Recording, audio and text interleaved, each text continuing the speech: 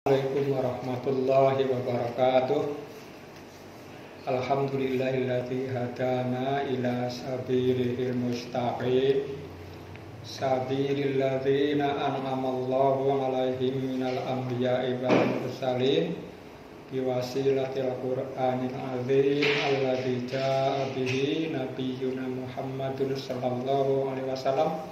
Wassalatu wassalamu alaihi wa ala alihi Paman tabi'ahu ihsanin ila yaumiddin wa ba'du. Para pendengar yang budiman, pada kesempatan ini saya akan mengangkat tema kembali kepada fitrah. Fitrah secara harfiah berasal dari kata fatara yang artinya menciptakan. Fitrah adalah ciptaan. Hanya konotasinya di masyarakat diartikan dengan kesucian. Karena ketika Allah menciptakan segala sesuatu, baik itu berupa benda-benda yang bisa kita saksikan, atau menciptakan aturan atau agama, Allah sama sekali tidak melibatkan yang lain, tapi murni berasal dari Allah. Nah, oleh karena itulah fitrah menjadi arti kesucian.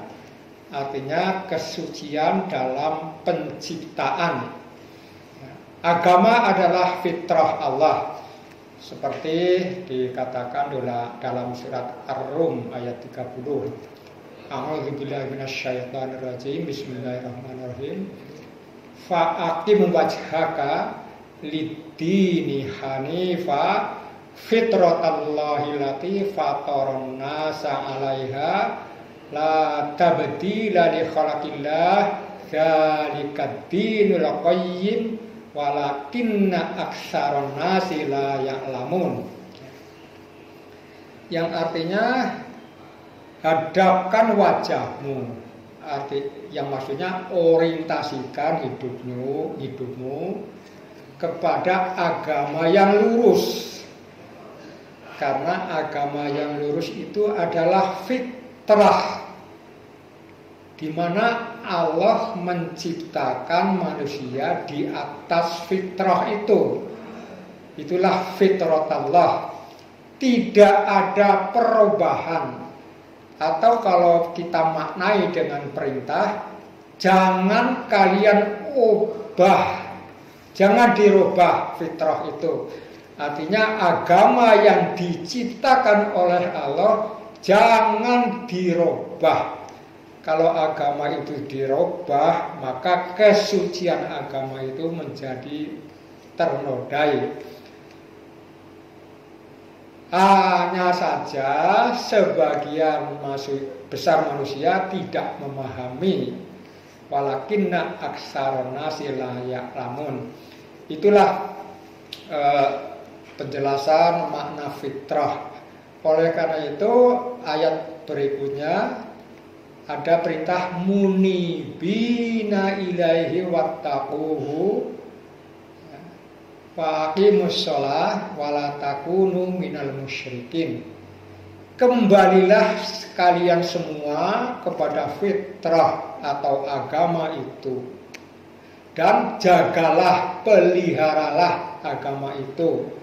Janganlah kalian menjadi orang-orang yang melakukan perbuatan syirik, yaitu minalladzina farraqu dinahum wa kanu syi'an kullu hizbin bima ladaihim farihun, yaitu orang yang memecah belah agama sehingga mereka menjadi kelompok-kelompok yang masing-masing kelompok mereka saling membanggakan atas apa yang ada pada dirinya. Memecah belah agama itu bisa ditafsirkan dua makna. Pertama, pada awalnya agama Allah itu hanya satu, yaitu Islam yang diturunkan kepada para nabi dan para rasul. Tapi kemudian orang-orang yang durhaka menentang agama yang diturunkan oleh Allah, yang diciptakan oleh Allah. Kemudian mereka membangun agama sendiri. Di zaman modern ini ada istilah agama tanpa Tuhan. Salah satunya yang dikatakan oleh Karen Armstrong yang menulis buku Sejarah Tuhan, yang dikenal oleh masyarakat luas dunia ini adalah satu aliran tatanan kehidupan yang disebut humanisme. Karen Armstrong mengatakan humanism is itself a religion without God. Humanisme itu sendiri adalah agama tanpa Tuhan. Karena pada tataran ini, ketika mereka membangun aturan kehidupan, mereka sama sekali tidak melibatkan hukum-hukum Allah yang ada di dalam kitab-kitab agama, tapi murni diciptakan oleh manusia.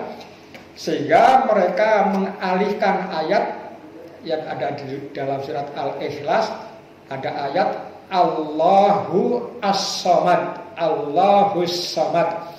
Artinya Allah itu tempat bergantung segala sesuatu. Allah itu adalah Tuhan yang dipuju oleh semua makhluk. Dan Allah itu adalah sumber dari segala sumber, termasuk sumber hukum kehidupan hendaknya bersumber dari Allah.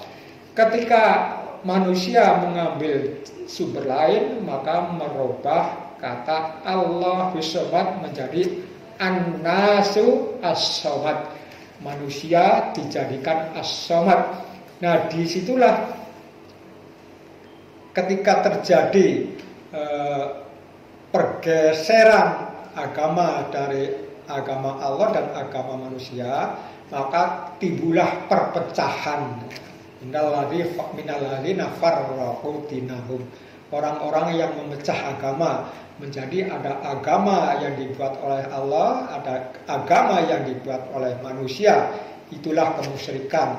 Tafsiran kedua adalah tafsiran internal, yaitu perpecahan internal dalam kalangan umat Islam, sehingga terjadi banyak madhab-madhab, ya. Dan yang mengerikan adalah mereka saling mengkafirkan satu sama lain, menganggap dirinya paling benar, yang lain kafir, ahlunar. Dan itulah salah satu bibit perpecahan, dan itulah kemusyrikan di dalam masyarakat. Oleh karena itu, hendaklah semua yang mengikuti ajaran Allah, semua harus kembali kepadanya, munibina ilaihi wattaquhu, kembali kepadanya dan jagalah agar sampai terjadi kesalahan. Nah, kalau terjadi kesalahan harus mengulangi lagi dengan proses istighfar, taubat, dan kembali ke jalan yang lurus. Nah, itulah salah satu, mungkin satu-satunya cara untuk meraih fitrah. Fitrah dalam arti kesucian.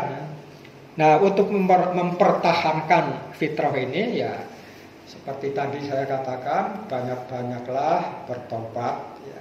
Diawali dengan istighfar. Sudah pernah saya sampaikan pada sesi yang pertama bahwa taubat itu intinya adalah usaha keras semaksimal mungkin agar kita tetap berada di jalan Allah. Ada dua istilah yang terjadi. Yang pertama, taba ilallah, artinya bertobat kepada Allah. Kemudian Allah merespon dengan kalimat taballahu alaihi, Allah menerima tobatnya. Ketika penerimaan tobat dari Allah ketemu dengan permintaan tobat dari manusia, ketemu di dalam jalan lurus, dalam satu titik yang berada di jalan yang lurus. Oleh karena itu, taubat mengembalikan kita ke jalan yang lurus. Oleh karena itu, media taubat itu banyak sekali. Di samping istighfar, ada juga memelihara sholat, puasa yang kita lakukan itu juga kiat bagaimana cara memelihara taubat.